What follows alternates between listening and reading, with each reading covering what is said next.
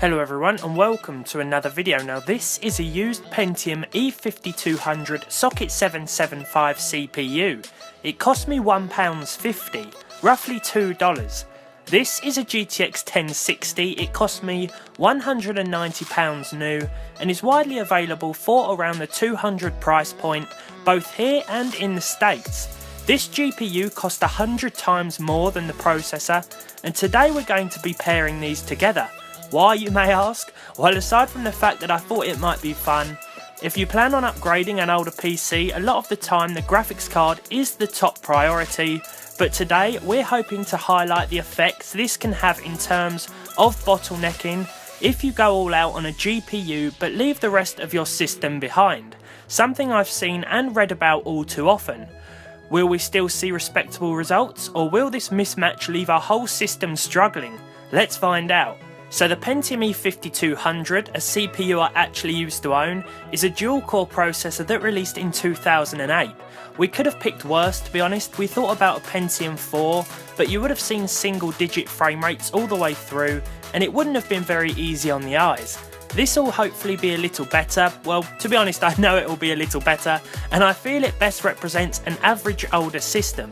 It's got 2 cores and nothing fancy like hyper-threading or integrated graphics, but it was recognised as a decent but cheap overclocker, so we set ours at 3 GHz to give it a better chance, but I've got to be honest, this didn't really make much of a difference in games, as to sort of be expected. The GTX 1060 is a modern mid-range card. It was released in August of last year, and this specific model features 1152 CUDA cores, a 1506 MHz base clock, and an 8 GHz memory clock.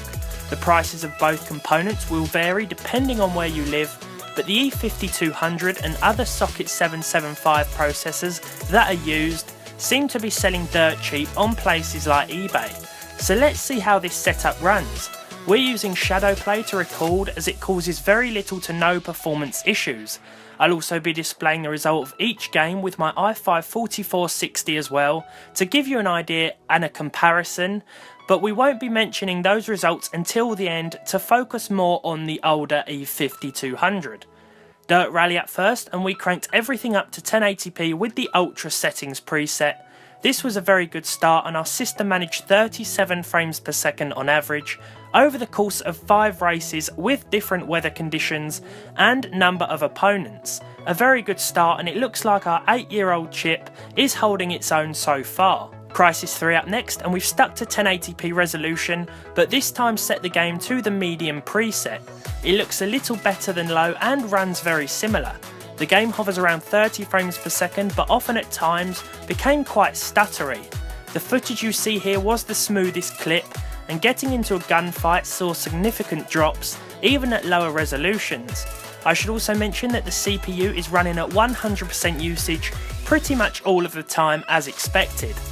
So we tried out No Man's Sky next, a game I haven't tested out in a while, but it now runs pretty well after a few updates, and here on our Pentium E5200 and 1060 system, we're seeing an average of 34 FPS with everything on low or off, except high textures. Walking around keeps things smooth, but activating the jetpack does cause a few drops here and there. Nothing that matters too much in a game about exploration, but it's nice to see, despite the huge bottleneck, that this game, like the others, runs okay. GTA 5 now, because what benchmark test is complete without it? And with everything on normal settings with advanced options off, we saw about 25 FPS overall. Now GTA is quite CPU dependent, and that's definitely made apparent here. The game also stutters quite a bit, which is the case unfortunately with a lot of older dual-core CPUs anyway, and nothing really improves when we go out into the desert with less going on. It's a shame because we were on such a good run, but let's move on to our final test. So we tested something a little less demanding, Rocket League, for our last test, which ran perfectly at anywhere from 60 to 80 frames per second, 70 being the average here even at the highest settings. There was no sign of lag or slowdown, and if you bought a new GPU, like the GTX 1060, before you had a chance to upgrade anything else, you would still be having an okay time with a lot of games. I should say that Battlefield 1 and Witcher 3 were also tested, but they weren't playable at all unfortunately, even with the settings and resolutions turned way down.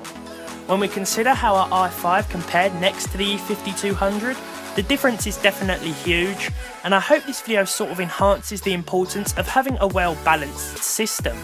Having said that, if you are in the middle of upgrading and the GPU happens to arrive in the post first, don't hesitate to stick it in your system for the time being, because you may just be surprised by what you see.